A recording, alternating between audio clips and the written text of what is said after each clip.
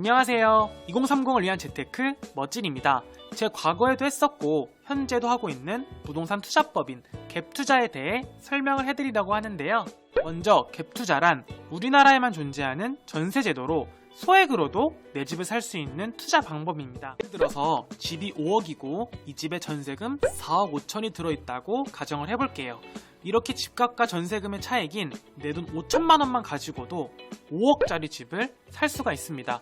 이걸 갭투자라고 부르는데요. 또는 무갭투자라는 것이 있는데 이건 전세가와 집값의 차이가 아예 안 나는 걸 뜻합니다. 예를 들어 드리면 집값이 2억이라 가정했을 때 전세가 또한 2억인 것입니다.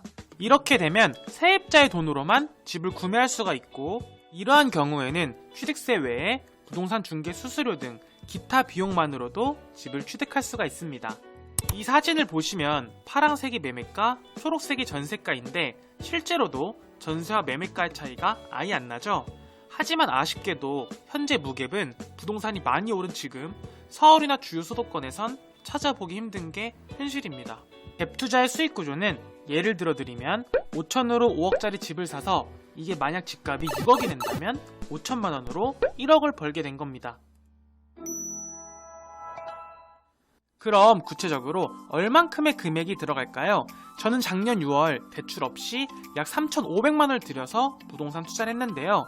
당시 수도권과 지방은 전세가 껴져 있는 매물이 많이 있었고 저는 마침 집주인이 전세를 맞춰 놓으신 집을 구입할 수가 있었습니다.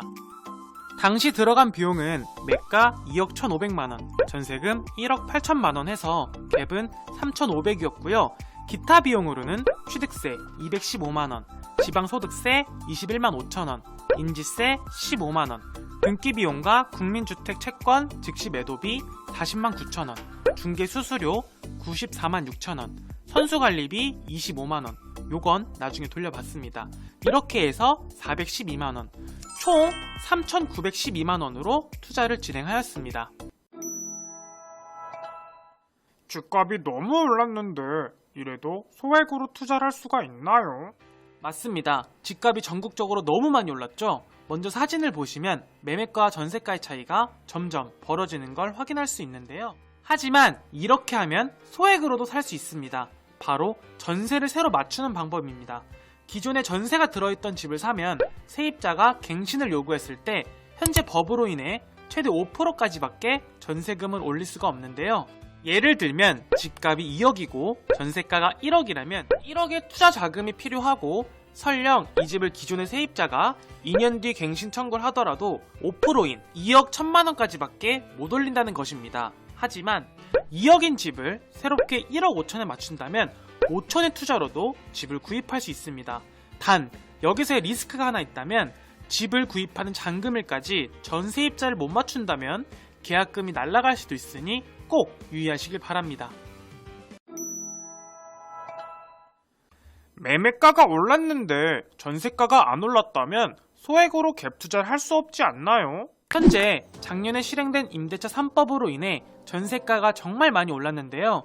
사진을 보시면 작년 4억 하던 전세가 현재 6억이 된 걸 확인할 수가 있습니다.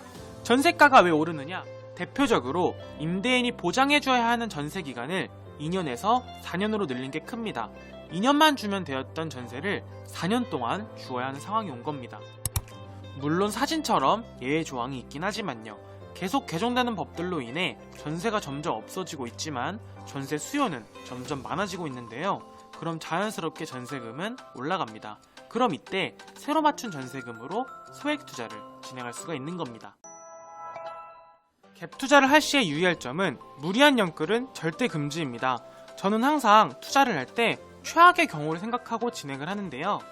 사진을 보시면 2008년 후 정권이 바뀌면서 집값의 약간의 하락 이후 약 12년이나 시간 동안 횡보를 한 걸 보실 수 있는데요. 지금 집값이 상대적으로 어마어마한 폭등장이라 그렇지 12년이란 시간 동안 상승과 하락은 꾸준히 이루어졌습니다. 만약 여러분이 무리한 대출로 인한 이자나 집값 조정으로 인한 전세금의 하락으로 하락한 전세금만큼 목돈을 내주어야 할 수도 있습니다.